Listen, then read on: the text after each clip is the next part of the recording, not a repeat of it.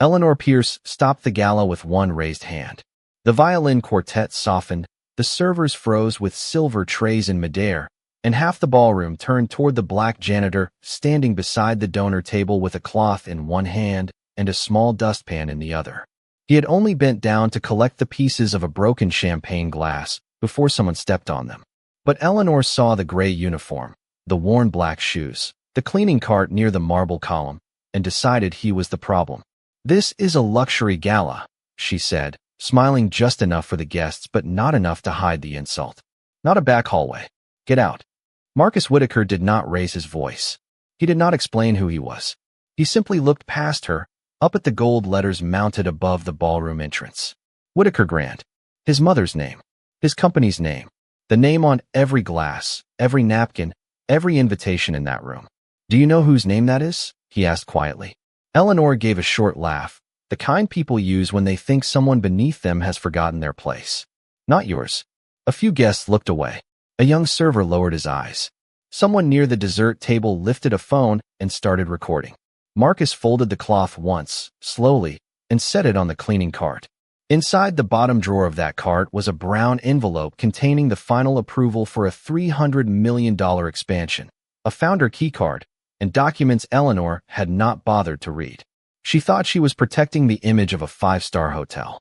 She had no idea she had just humiliated the man who owned the name on the wall. 3 days before the gala, Marcus Whitaker arrived in Atlanta without a driver, without a private elevator greeting, and without the kind of suit that made people step aside before they knew his name.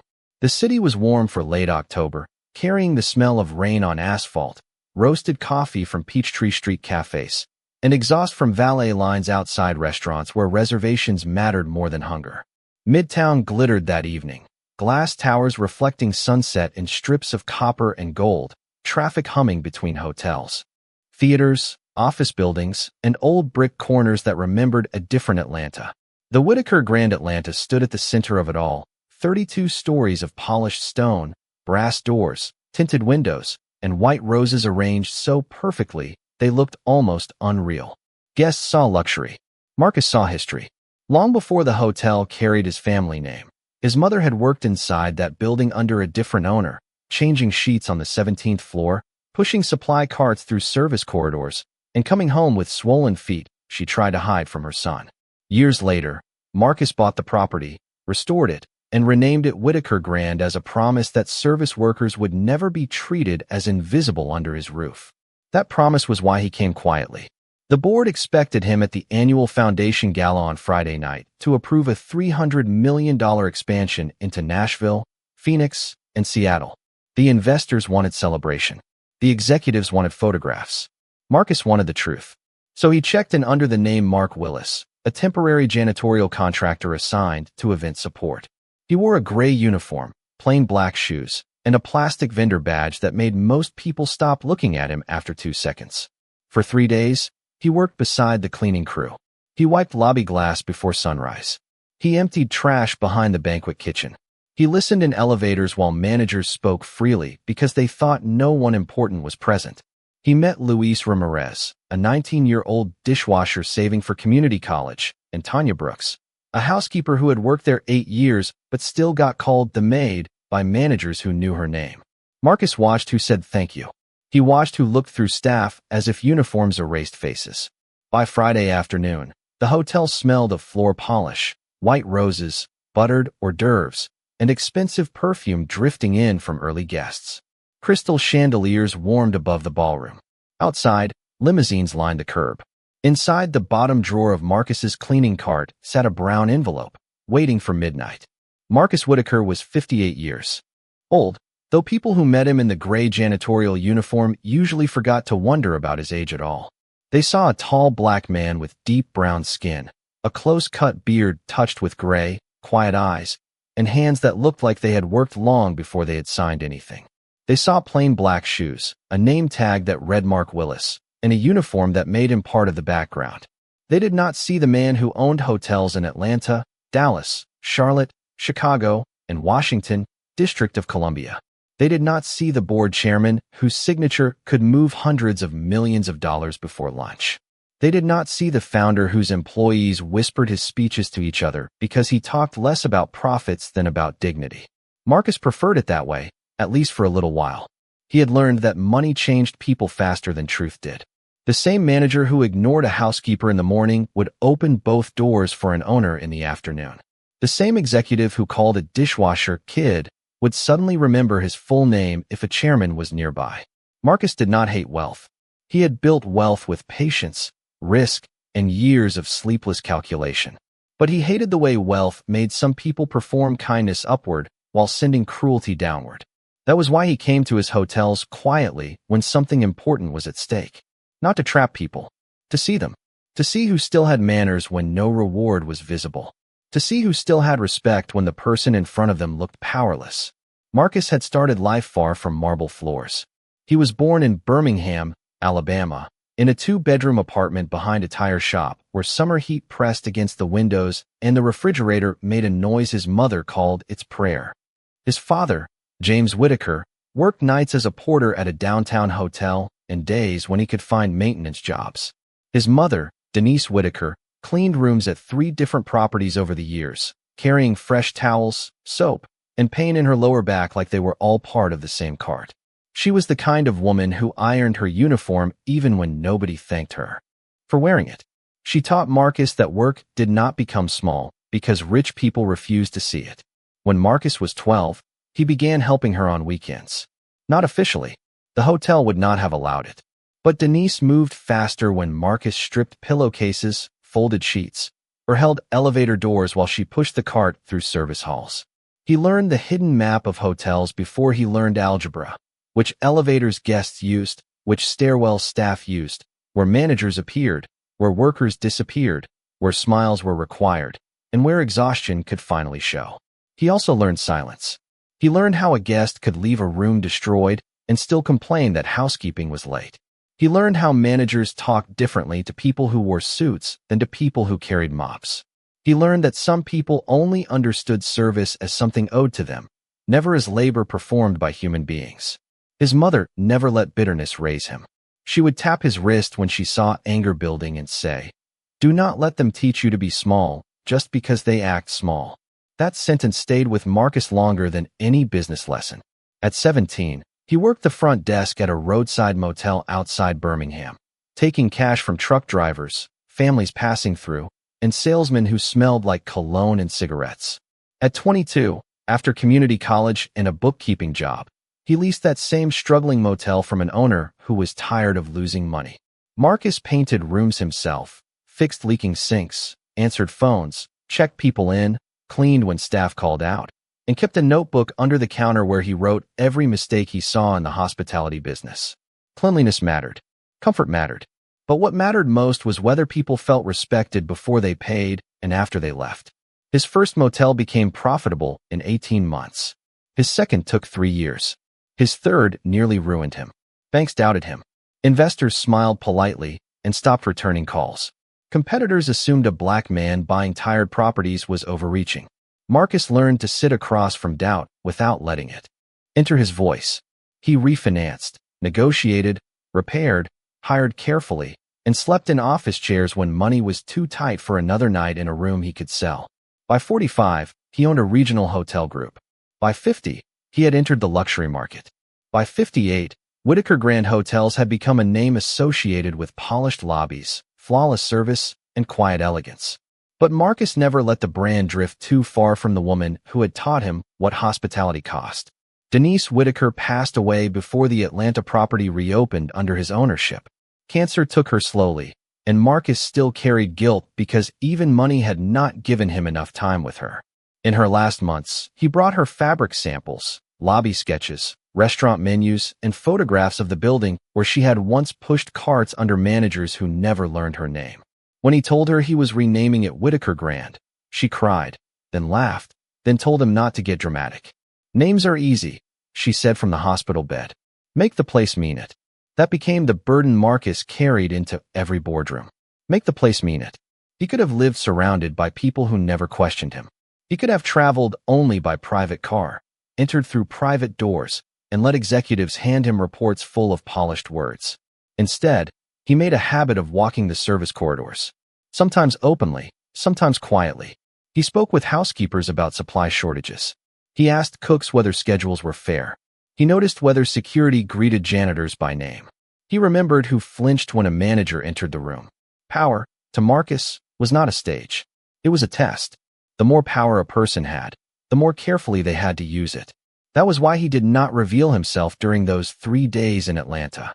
Not when a junior manager walked past him without eye contact.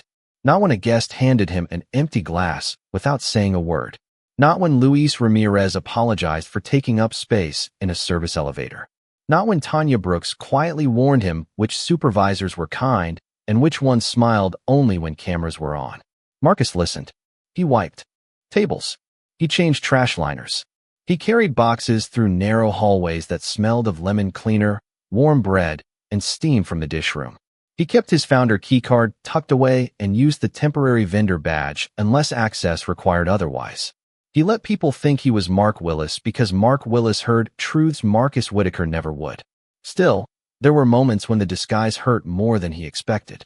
On Friday afternoon, while the ballroom crew arranged white roses beneath chandeliers, Marcus paused near a marble column and saw his mother's name reflected in the polished floor. Whitaker Grand. Gold letters. Perfect lighting.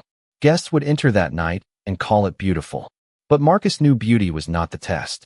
The test was Luis balancing plates in the kitchen, Tanya smoothing linens with tired wrists, the night cleaning crew waiting to restore the room after applause faded. The test was whether a man in a gray uniform could stand under those gold letters and still be treated like he belonged to the human family. Marcus did not need anyone to bow. He did not need admiration. He only needed the promise to be true. So when the gala began, he stayed with the cleaning cart, quiet and watchful, carrying his mother's lesson in one pocket and the future of the company in a brown envelope below the towels. The brown envelope in the bottom drawer of Marcus Whitaker's cleaning cart looked ordinary enough to be ignored, which was exactly why it had stayed safe for 3 days. It was not sealed with anything dramatic. No gold ribbon. No corporate stamp large enough to impress a stranger. Just a thick brown envelope with a small crease near one corner and Marcus's initials written in blue ink across the front. To anyone passing through the service corridor, it looked like vendor paperwork, supply invoices, or maybe a complaint form from someone too tired to file it online. But inside that envelope sat the future of Whitaker Grand Hotels. There was a board authorization letter approving Marcus to sign the final expansion package after the gala. There was a confidential acquisition summary for 3 new properties in Nashville, Phoenix, and Seattle. There was a contract packet tied to a $300 million rollout that would bring hundreds of jobs, new training programs, and a national spotlight to the company his mother had inspired. There was also a printed memorandum from Richard Hale, board counsel, confirming the private midnight meeting with the executive committee on the 29th floor. Every page carried Marcus Whitaker's real name, his title, and the authority Eleanor Pierce would later pretend did not exist. Beside the envelope rested a black founder keycard, heavier than a normal hotel card, matte instead of glossy, with no visible decoration except a thin silver stripe along the edge. That card opened every guest floor, every executive elevator, every boardroom, every secured office, and every service corridor in the building. More importantly, every scan created a digital access record under Marcus Whitaker, founder and chairman. Marcus had used it only when necessary. Most of the time, he used the temporary vendor badge clipped to his gray uniform, because the temporary badge let people reveal who they were when they thought no one powerful was watching. But the founder keycard was there, waiting below folded towels and spare cleaning cloths like a quiet witness. That detail would matter later. Not because a card made Marcus worthy of respect. He had been worthy before anyone printed his name in a database.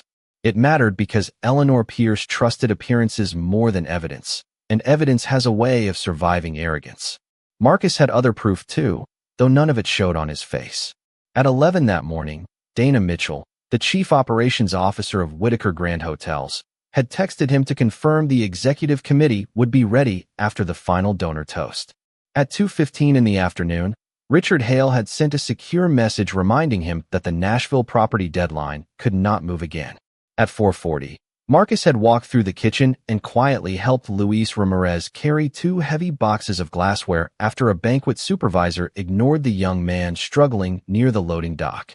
Luis had said, "Thank you, sir," then apologized for calling him sir, as if respect required permission. Marcus had only smiled and said, "Never apologize for manners." At 5:30, Tanya Brooks found him restocking towels near the service elevator and whispered, "Be careful tonight. Miss Pierce is in one of her moods." Marcus asked what that meant. Tanya looked down the hallway before answering. "It means everybody below manager better disappear unless somebody rich asks for them." Marcus did not respond right away. He simply folded another towel and placed it on the cart. That was the kind of sentence no survey ever captured. No quarterly report showed the weight in Tanya's voice. No guest satisfaction score measured how many workers learned to make themselves invisible. Marcus wrote it down later in a small black notebook he kept in his back pocket. Not names to punish, patterns to confront. By 7 o'clock, the gala had transformed the ballroom into a world of white roses, polished silver, soft music, and practiced smiles. Marcus moved along the edge of that world in gray cotton and black shoes, pushing a cart most guests did not truly see. The envelope stayed below. The founder keycard stayed beside it. The midnight meeting waited upstairs. Marcus could have ended the test at any moment. One scan, one phone call, one sentence to any executive in the building, and every manager would straighten. Every security guard would apologize. Every guest would suddenly discover warmth in their voices. But that would have taught him nothing. He did not come to be treated well as Marcus Whitaker. He came to learn whether a man like Mark Willis could be treated decently when nobody believed he owned anything at all. By 8:15, the ballroom at Whitaker Grand Atlanta had become a carefully lit version of power. Crystal chandeliers floated above the room like frozen rain. White roses stood in tall glass vases along the walls. Waiters in black jackets carried silver trays between donors, judges, developers, city officials, and local news photographers. A violin quartet played near the stage, soft enough for conversation, but polished enough to remind everyone that this was not an ordinary fundraiser. Outside the ballroom, guests crossed marble floors beneath gold lettering, past security staff with earpieces, and stopped beside a donor wall where the Whitaker Grand Foundation name appeared in elegant script. Inside, place cards marked tables by influence. Real estate money near the front. City leadership near the center. Board members near the private side entrance. Staff moved around all of it like shadows, trained not to touch the light. The rules were unwritten but understood. Guests used the grand staircase. Staff used the service corridor. Guests laughed loudly. Staff apologized softly. Guests could ask for anything. Staff could be corrected for being visible while providing it. Marcus knew those rules because he had lived beneath them before he ever owned the building. That night, he pushed his cleaning cart along the rear edge of the ballroom, close enough to respond, but far enough that most guests never looked twice. In the cart's lower drawer sat the brown envelope. Beside it, the black founder keycard waited under a folded stack of clean towels. Overhead, security cameras watched the ballroom entrance, the donor wall, the service doors, and the hallway leading to the executive elevators. Every camera fed to a control room 2 floors below. Every keycard scan made a time record.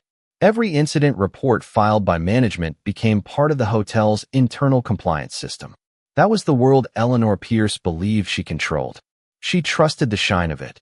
The cameras, the logs, the uniforms, the guest lists, the private elevators, the way people stepped aside when a manager crossed the floor.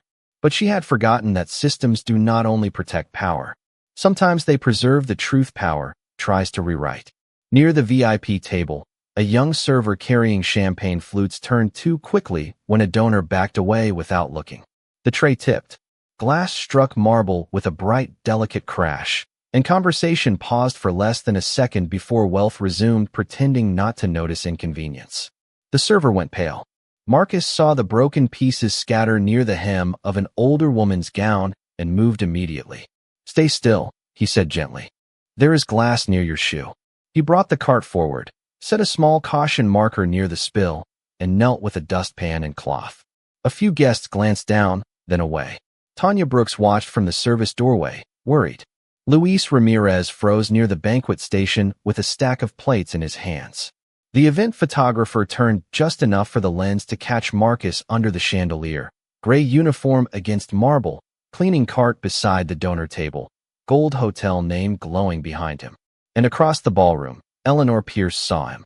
Eleanor Pierce had built her career on making expensive rooms feel more exclusive than they were. She was 44 years old, a white woman with pale polished skin, sharp cheekbones, blonde hair pinned into a tight low bun, and a smile that appeared quickly but rarely reached her eyes. She wore a black evening suit tailored so precisely it looked like armor, pearl earrings small enough to signal taste, and heels that clicked across marble with the rhythm of authority. Officially, she was the general manager of Whitaker Grand Atlanta. Unofficially, she behaved as if the hotel were her private stage and everyone inside it existed to protect her performance. Eleanor had not been born into wealth, and she never allowed anyone to forget she had climbed toward it.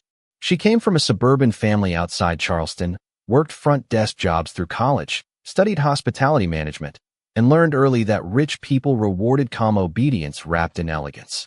She could remember a donor's preferred bourbon after one meeting, notice a crooked centerpiece from 40 feet away, and make a furious guest feel important without ever agreeing with them. To executives, she looked efficient. To guests, she looked flawless. To staff, she was whether they had to survive. Her cruelty was rarely loud at first. It came in corrections delivered with a smile. A housekeeper's accent repeated back slowly. A server's posture adjusted in front of guests. A banquet runner moved off a preferred shift because he did not have the right look for a donor dinner. Eleanor called it standards. She called it protecting the brand. When staff complained, she used words like polish, presentation, atmosphere, and guest confidence, because those words sounded professional enough to hide what she really meant. In Eleanor's world, luxury was not just comfort. It was separation. Guests on one side, workers on the other, wealth in the light, labor in the corridor. She liked workers who appeared exactly when needed and disappeared before anyone had to remember they were people. She had once told a trainee, guests should feel served, not reminded servants exist. The trainee laughed nervously, thinking it was a joke. Eleanor had not been joking. Her power was small compared to the owners, the board, and the investors upstairs, but inside the hotel, it felt enormous. She controlled schedules. She approved promotions. She decided who worked VIP events and who stayed behind service doors. She knew which employees had children, medical bills, immigration appointments, and rent due next week. She knew fear made people polite. Security took her calls first because she signed incident summaries. Department heads copied her on emails because she could make their budgets difficult. Younger managers mirrored her tone because they thought coldness looked like leadership. For years, Eleanor had been rewarded for making problems vanish before guests noticed them. A crying employee near the kitchen became a staffing issue. A dishwasher asking about overtime became attitude. A housekeeper reporting disrespect from a guest became a reminder to maintain professionalism. Nothing ever reached corporate in its original shape. Eleanor was skilled at rewriting discomfort into policy language. That was why she believed she would not be punished. The hotel had cameras, yes, but she trusted context could be explained. The hotel had compliance rules, yes, but she knew which phrases made cruelty sound administrative. The hotel had a foundation named for dignity and opportunity, but foundations were for speeches, not service hallways. By Friday night, Eleanor was under pressure. The annual gala had to be perfect. Board members were in attendance. Donors were watching. Local media had cameras near the stage. Rumors of a major expansion had put every executive on edge. Eleanor wanted the photographs to show chandeliers, champagne, white roses, and grateful rich people writing large checks. She did not want gray uniforms near the donor table. She did not want cleaning carts in the frame. She did not want reminders that luxury required hands nobody thanked. So when she looked across the ballroom and saw a tall black janitor kneeling beneath the gold letters of Whitaker Grand, calmly cleaning broken glass while guests looked down at him, she did not see responsibility. She did not see care. She did not see a man preventing an accident. She saw a stain on the image she had spent all evening polishing. And because no one had ever made her pay for confusing image with value, Eleanor Pierce crossed the marble floor certain that she had the right to erase him. Eleanor reached Marcus before the photographer could move on. She did not raise her voice at first. That was not her style. She bent slightly, keeping her smile in place for the donors nearby, and said, "Excuse me, what department are you with?" Marcus kept one hand near the glass on the marble floor and answered without looking offended. "Event support. Temporary janitorial team. Your supervisor?" "I have been working with banquet operations and the night cleaning crew." Eleanor's smile thinned. "That is not what I asked." Marcus placed one last piece of glass into the dustpan, slow and careful, then looked up at her. "If you need to verify my access, you can check my card." He reached toward the side pocket of the card, where the black founder keycard rested beneath folded towels, but Eleanor lifted one hand to stop him. "Do not reach for anything." The words were sharp enough that Louise, still holding plates near the banquet station, looked over. Tanya Brooks stood in the service doorway with her lips pressed together. A few guests near the VIP table turned their heads, curious now. Marcus let his hand fall back to his side. "All right," he said. "Then you can ask security to scan it." That was Eleanor's first chance to end the entire story quietly. She could have scanned the card. She could have radioed banquet operations. She could have asked why a temporary worker spoke with the stillness of someone who did not fear her. Instead, she looked at his gray uniform, his worn black shoes, the cleaning cart, and the dark brown skin of a man she had already placed beneath the room. "This area is for donors and invited guests," she said. "Not back-of-house staff wandering wherever they feel useful." Marcus glanced toward the floor. There was broken glass near a guest's shoe. And yet somehow every other member of the staff understood how to handle that without becoming part of the scenery. The insult was soft enough for plausible denial and clear enough for every worker nearby to understand. Marcus studied her for a moment. His face did not harden. He had spent a lifetime listening past tone into meaning. "I was preventing someone from getting hurt." Eleanor gave a polished little laugh. "This is a 5-star gala, not a roadside diner. We have procedures." "Then your procedure should include removing glass before a guest steps on it." A donor in a navy tuxedo glanced down, saw the remaining shimmer of glass near the table leg, and quietly moved his foot back. Eleanor noticed and flushed, not with embarrassment for the danger, but irritation that Marcus had made her correction look careless. "What is your name?" she asked. "Mark Willis," Marcus said, using the name on the temporary vendor badge clipped to his uniform. Eleanor leaned close enough to read it, then looked at his face again as if the badge had only confirmed what she wanted to believe. "Mr. Willis, you are not assigned to guest-facing floor presence. I was assigned to event support." Event support does not mean standing under chandeliers where donors have to step around a mop bucket. Marcus looked toward the cart. It was parked neatly beside a marble column, not blocking any path. "No one is stepping around it." "I am. You walked over here." The sentence was not rude. That made it worse. It was accurate. Eleanor's eyes narrowed for half a second before the smile returned. "You are very comfortable correcting management. I am comfortable telling the truth when safety is involved." The young server who had dropped the tray whispered, "He was helping me." Eleanor turned her head slowly. The server went silent at once. Marcus saw the fear in that silence and felt an old sadness settle in his chest. Not surprise. Sadness. Eleanor faced him again. "You see what you are doing? You are disrupting my staff during the most important event this hotel hosts all year." "Your staff is already disrupted," Marcus said quietly. "They are afraid to speak." The air near the table changed. Tanya looked down. Louise swallowed. Two guests stopped pretending not to listen. Eleanor's voice stayed low, but the temperature in it dropped. "I do not know who told you temporary contractors get to evaluate hotel culture, but let me be clear. You clean where you are told to clean. You enter where you are told to enter. You leave when management tells you to leave." Marcus nodded once. "That is one way to run a hotel. It is the way this hotel is run." He looked up again at the gold letters beyond the ballroom entrance, then back at her. "Are you sure about that?" Eleanor's smile vanished completely now. She saw only a janitor questioning her in front of donors, staff, cameras, and the room she believed belonged to her. The black founder keycard was 6 inches from her hand. The brown envelope was in the drawer below. The truth was close enough to save her. But Eleanor Pierce did not reach for the truth. She reached for her radio. Eleanor pressed the button on her radio without taking her eyes off Marcus. "Security to Ballroom East." Now, the words were quiet, but the effect was immediate. Two men in dark suits near the service entrance touched their earpieces and began crossing the marble floor. The violin quartet kept playing, but the music had lost its softness. Guests turned in small movements, pretending to adjust their glasses, pretending to look for servers, pretending anything except what they were really doing, which was watching a black man in a janitor's uniform get surrounded beneath chandeliers. Marcus remained still beside the cart. "Miss Pierce," he said, "you can avoid a mistake by checking the card. I do not need advice from temporary cleaning staff. It is not advice. It is a verification process. Your process ended when you stepped into a guest area and challenged management." Marcus looked at the glass still near the table leg. "There is still a shard under that chair." Eleanor glanced down, saw it, and chose not to care because acknowledging it meant admitting why he had come forward. "Then someone appropriate will handle it.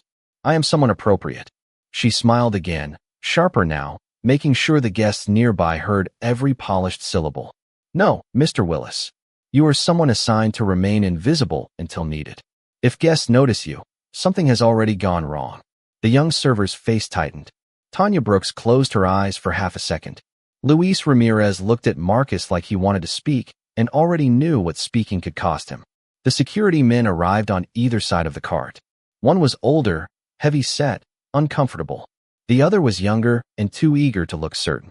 Eleanor pointed at the cart. "Remove this from the ballroom." Marcus placed one hand lightly on the handle. "There are personal documents in the lower drawer." "Then you should not have brought personal documents onto my gala floor. They are not in anyone's way. Neither are you, technically, but here we are." A few guests gave nervous laughs, the kind that were not amusement, only permission granted to power. Marcus heard them and felt the old memory of hotel hallways, his mother lowering her eyes while guests joked over her cart as if she could not understand English. His face did not change. That calm seemed to irritate Eleanor more than anger would have. "Sir," the older security guard said carefully, "if you could just step back, we can sort this out in the corridor." "Scan the black keycard in the cart," Marcus said. "That will sort it out faster." Eleanor turned to the guard. "Do not scan anything. I am instructing you to remove an unauthorized contractor from the donor area." The guard hesitated. "Ma'am, if he has a card, policy says we verify before escorting." Eleanor's head moved slowly toward him. "Policy also says management has discretion during high-profile events. Are you questioning my discretion in front of guests?" The guard looked down. "No, ma'am." There it was again, the tiny collapse Marcus had come to observe. Not evil, not drama, just one person afraid of losing a job and another person willing to use that fear as a leash. Marcus spoke softly. "A good policy only matters if people are allowed to follow it." Eleanor's expression cooled. "You have a lot to say for a man holding a dustpan. Tools do not reduce the person holding them." The sentence landed. Not loudly, not theatrically, but it reached the staff at the edges of the room like a door opening an inch. Tanya looked up. Luis straightened. The young server took one breath that seemed almost brave. Eleanor sensed it and moved quickly to close that door.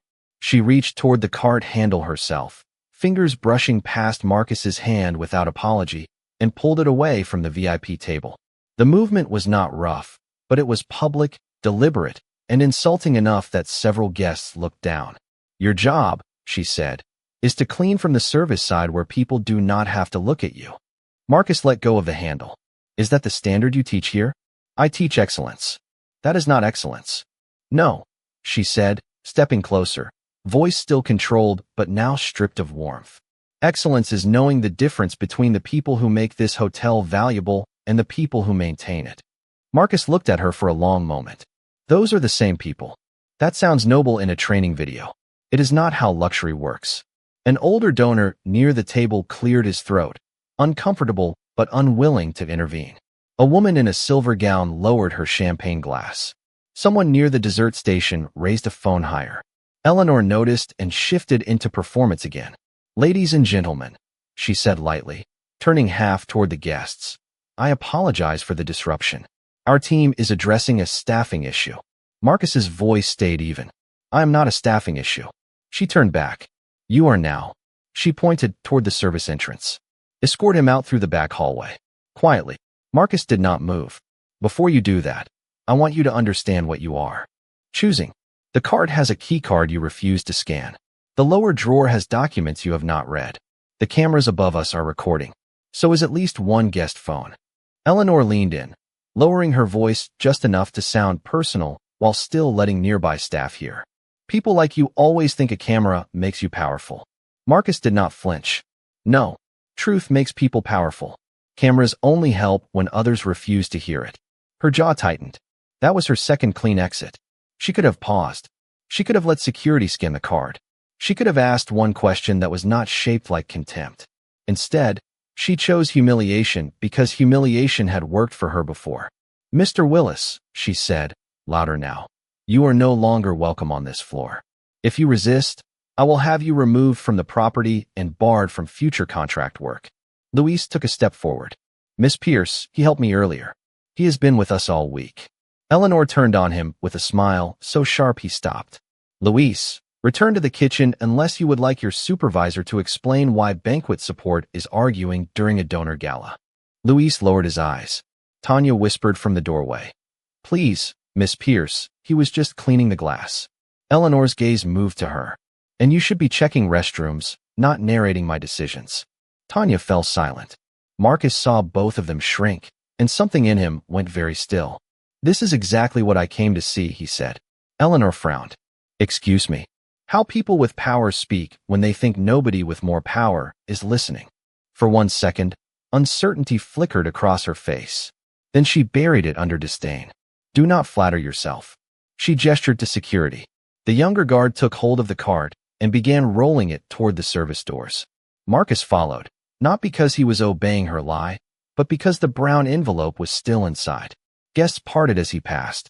Some looked embarrassed. Some looked curious. Some looked relieved it was not happening to them. At the service entrance, Eleanor stepped in front of him one last time and said, "Remember this. Guest experience outranks staff dignity every time." Marcus looked past her at the gold letters across the ballroom, then back into her eyes. "That sentence is going to cost you more than you think." She laughed under her breath. "Then send a complaint to corporate." Marcus looked at the camera above the doorway. "I will do better than that." The service hallway swallowed the sound of the gala, leaving only the hum of refrigerators, the distant clatter of plates, and the squeak of the cleaning cart wheels as security rolled it past the banquet kitchen. Marcus walked beside it, still calm, one hand near the lower drawer. Eleanor followed close behind, no longer smiling for donors, no longer polishing her tone. The moment they were beyond the ballroom doors, she became sharper. "Open the drawer," she ordered. The younger security guard looked uncertain. "Miss Pierce, do we have authorization to search personal property?" "This is hotel property during an active incident," Eleanor said. "Open it." Marcus spoke before the guard moved. "The drawer contains private corporate documents. You should not touch them until you verify my access." Eleanor laughed softly. "Corporate documents. Of course." She reached past the guard and pulled the drawer open herself. Folded towels shifted. The black founder keycard slid into view beside the brown envelope. Marcus reached for the envelope, but Eleanor took it first. Not carefully. Not with permission. She lifted it like trash pulled from a guest corridor. "Whatever complaint form you think this is, no one upstairs cares." Marcus held out his hand. "That envelope does not belong to you. Neither does this floor. You are making a serious mistake." "No," she said. "I am documenting one." She turned to the older security guard. "Create an incident report. Unapproved janitorial contractor entered donor area, refused management instruction, disrupted gala service, and required removal through service corridor." Marcus looked at the security camera above the hallway door. Its small dark lens faced them without blinking. "That report is false." Eleanor did not even glance up. "People like you do not get to decide what the record says." That sentence changed everything. Until then, Marcus could have believed she was arrogant, careless, even cruel under pressure.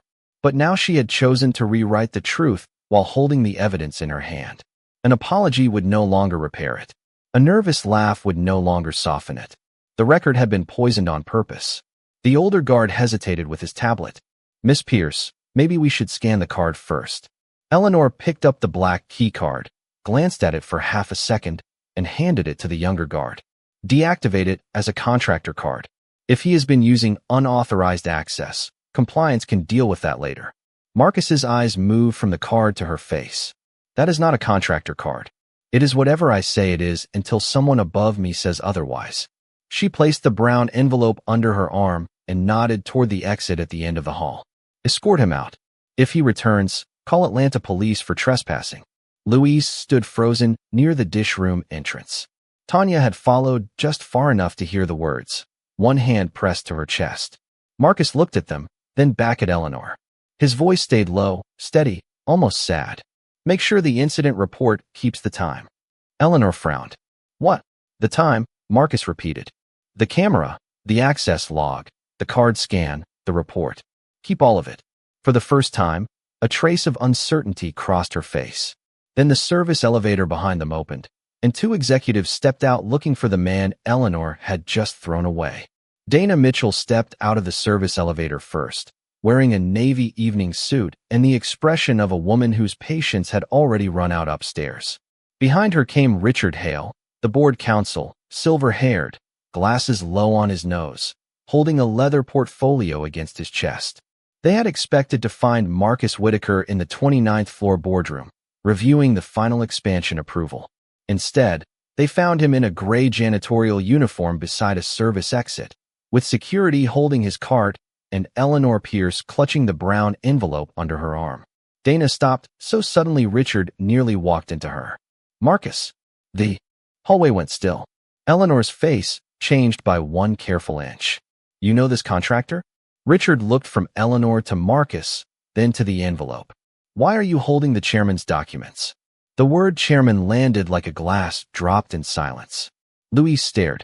Tanya covered her mouth. The older security guard lowered his tablet. Eleanor blinked once. Chairman.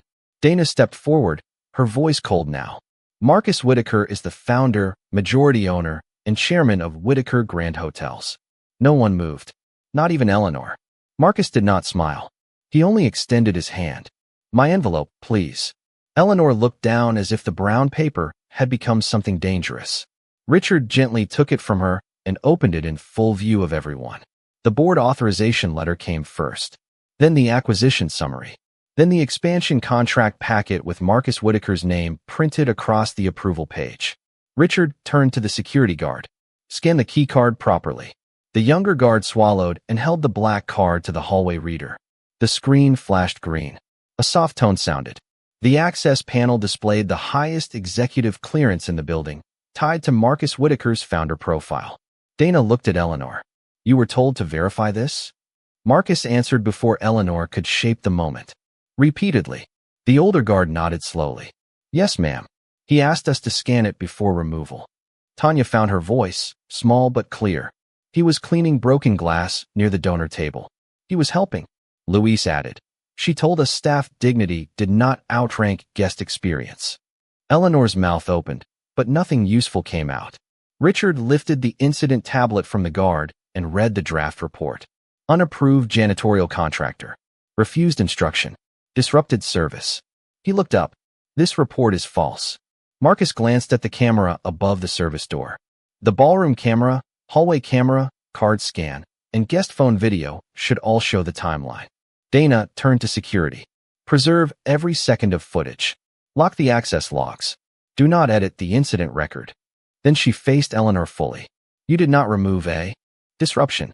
You removed the owner of this company from his own gala because you refused to see past his uniform. The service hallway felt smaller than it had a minute before. Eleanor had spent all night protecting the image of luxury. Now every system she trusted, the cameras, the logs, the keycard, the documents, and the witnesses she had silenced, stood against her.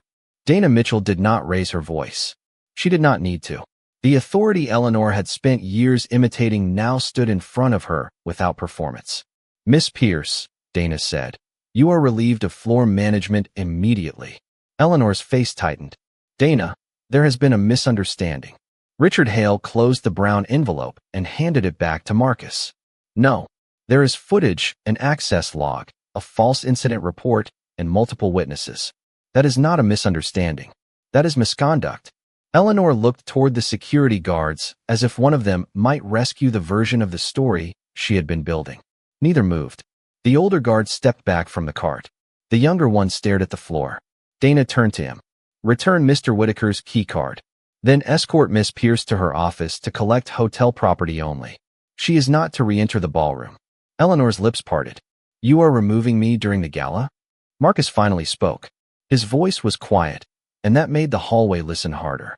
You removed a man during the gala because you thought his uniform made him disposable. Eleanor looked at him then, really looked, but it was too late for recognition to become respect. Dana instructed security to preserve the ballroom camera footage, service hallway footage, keycard scan records, and the draft incident report exactly as they were. Richard notified corporate compliance before the final donor toast had ended. By midnight, the executive committee had reviewed the first clips. By sunrise, Eleanor Pierce was suspended pending formal investigation. Within 3 weeks, she was terminated for discriminatory conduct, falsifying an internal incident record, mishandling private corporate documents, and abusing managerial authority. The security team was retrained. Department heads were interviewed. Staff members who had been silent for years were given a direct compliance channel outside hotel management. The $300 million expansion was still approved, but Marcus added one condition before signing. Every Whitaker Grand property would undergo a dignity audit, starting with Atlanta. Managers would be evaluated not only by revenue, guest reviews, and event scores, but by how they treated housekeepers, dishwashers, janitors, servers, and temporary workers when no executive was watching. Eleanor had tried to protect the image of luxury. Instead, she exposed exactly why the company needed to redefine it. 3 months later, Whitaker Grand Atlanta held another gala, but this one began differently. Before the donors were thanked, before the champagne moved through the room, Marcus invited the cleaning crew, housekeepers, dishwashers, servers, and temporary workers onto the ballroom floor. Tanya Brooks stood under the chandeliers without looking down. Luis Ramirez received the first scholarship from the new Denise Whitaker Hospitality Fund, created for service workers who wanted to study hotel management. The dignity audit spread across every Whitaker Grand property, and managers learned that luxury was no longer measured only by marble, flowers, and 5-star reviews. It was measured by whether the least powerful person in the room was still treated like a human being. Marcus kept the brown envelope in his office, not as a trophy, but as a reminder of his mother's final lesson. Make the place mean it. When he looked at the gold letters on the ballroom wall, they finally felt less like a brand and more like a promise being kept. Because true luxury is not how warmly a place welcomes the rich. True luxury is how carefully it protects the dignity of people who cannot reward it. If you had watched Marcus being humiliated that night, would you have stayed silent, recorded, or spoken up? Comment your answer below, and if this story moved you, like, share, and subscribe for more justice stories.